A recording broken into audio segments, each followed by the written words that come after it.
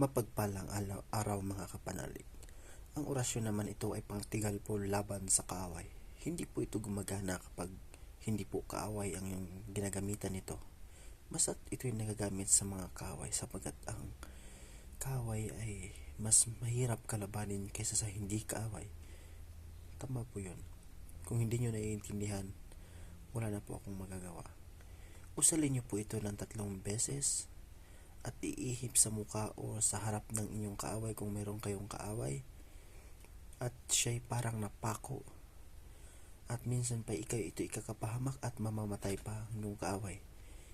Ang kaaway mo kapag inusalan mo nito ay para siyang ginagapos ng lubid na hindi siya makagalaw kahit anong gawin niya. Kung inyo naman po itong tanggalin sa iyong kaaway kaya dahil may awa kayo, hawakan nyo lang po ang parte ng katawan ng inyong kaaway para matanggal ang kanyang tigal po. Pero kapag kaaway talaga na talagang gusto nyong patayin o masama talaga, gamitin nyo ito. Usalin nyo yung 3 beses at ihip sa mukha ng kaaway o sa harap ng kaaway. At yung usal na aking binigay nung nakaraang mga araw na kumbate spiritual, maganda yun na unahin nyo itong tigal po nito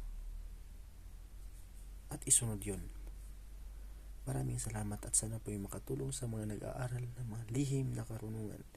Huwag po itong gamitin sa masama sapagkat ito po ay delikado. Maraming salamat po and good day.